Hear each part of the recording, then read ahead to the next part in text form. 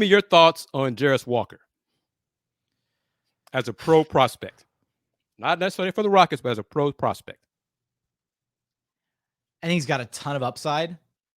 I think I think the biggest question mark for me is he at the NBA level exclusively a 4-5, or does he have the ability to maybe over time, maybe not right out of the gate, but over time slot in as a 3? I think that changes like the perception on him. I've seen a couple draft guys maybe think, over time he might be, he's got the fluidity.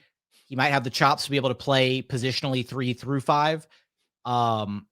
I see some like Bam Adebayo upside out of him. That's my man. I've been saying that for a while. Yep. Yeah. Like and when you think about that, right? And you think about like even right, like when you go back and look at what the Celtics were able to accomplish with Ime Udoka and Rob Williams being kind of like, at least defensively a poor man's Bam Adebayo. He doesn't have the offensive game that Bam does.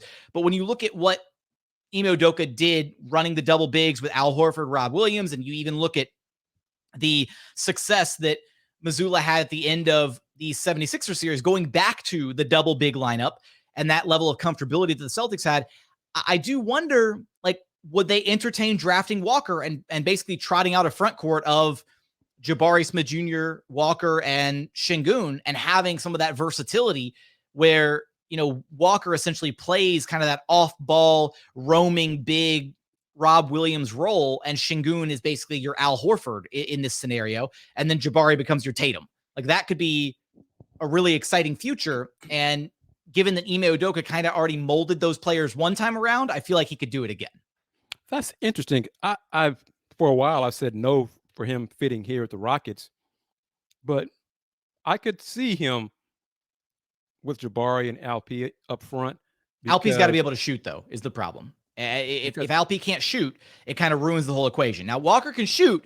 He's not like, a lights out shooter, but it's just. Yeah, I was going to get into that too, because I could see mix and match and Jabari play the 3 on offense. Yeah. Some of those 3 guys, he's probably the better shooter, which says a lot right now.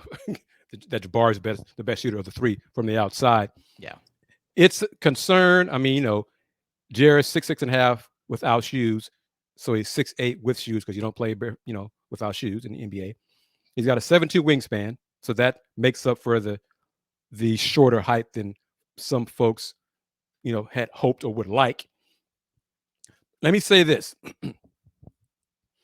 I saw not a lot, but practice, UH practice. So I've seen Jarace shoot, knock down 3. I've seen Jarace make more 3s in practice than he did in games. Do you think he has the ability to be a 3 at the NBA level? Kind of my opening, because that's the thing that I think changes his potential a lot, rather than just being a 4/undersized 5. If he can play on the wing at the NBA level, then I think it changes things. He's got to tighten up his form. Some basketball folks who I trust and respect believe he could be a 3 in the NBA. His interview with Fagan, the guys he admires and patterns himself, KD, Tatum, those are offensive guys.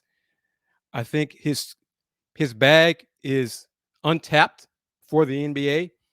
He didn't play or showcase a lot of his perimeter skills at UH because it wasn't asked of him to do it because of who they had on the team. So I think he could do it. Oddly enough, my biggest issue with him is I read it a bunch. Folks say he's a good finisher around the basket. No, he's not. As athletic as he is, and as strong and as big as he is, he needs to be a better finisher around the rim. Sometimes he just goes up with the little soft floaters and tries to get him straight in the rim rather than going off the backboard. Kids, use the backboard. The backboard is your friend. A long time ago, coach told me that, and I'm way older than most of y'all here on the show. That backboard is still your friend. Or just dunk the damn thing, okay?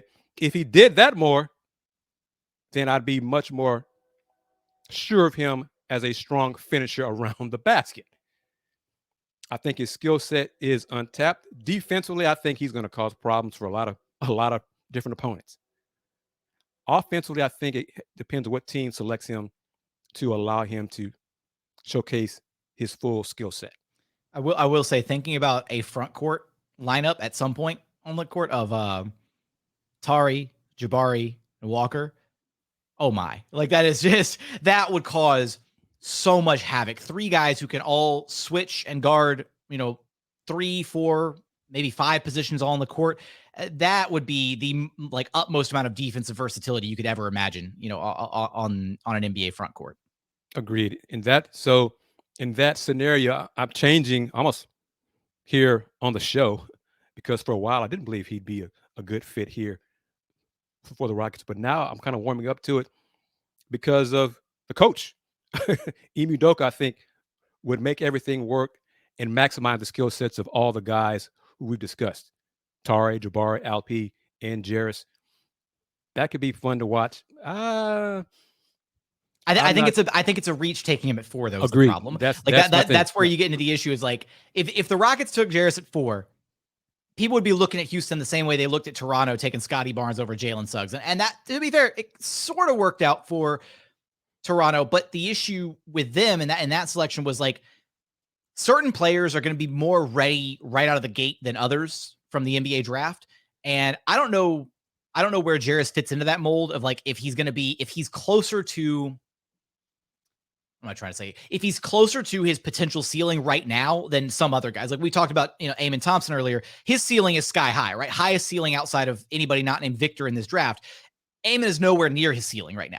And that's the hope is I think when you're trying to get a guy at the top of the draft, you want as many bites at the apple as possible for a superstar.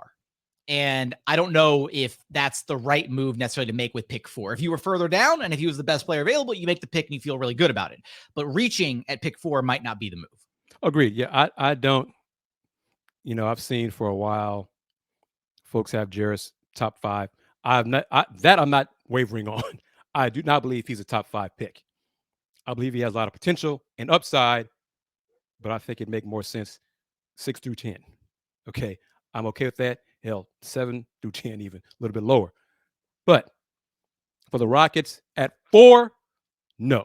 Rockets move down some, yes. I just do not want to see him fall. Just please let him be off the board before OKC picks, because he would be an insane fit for the Thunder in their front court next to Chet Holmgren. Like that would be almost the ideal complementary player to throw next to Chet right out of the gate. And I do not want to see OKC get even better after this last season. And that would just add to the defensive versatility. Oh my goodness gracious, yeah. So, but that's food for thought. We'll hear how he does in workouts and interviews with other teams. I think he's still probably going to fall past 5. We'll see. How I think Fagan reported he's going to interview with the Rockets if he hasn't already. But at 4 for Jarace, no. But I don't think he makes it past. I don't think he makes it past 9 for the Jazz. He definitely doesn't make it past 10 for the Mavericks. If he's there at 10 for the Mavs, they're taking him immediately. But I could see the Jazz wanting to take him and pairing him with. Why am I blanking on big man's name? I wanted him last year so bad, and I'm blanking on his name. Center out of Auburn. Walker Help Kessler. me out. There you go, Kessler. Thank you. I'm pairing him with Kessler in the front court would be an insane defensive one too. Yeah. And then for the Pacers as well, being able to throw him in the front court over there. I don't see him making it past those teams.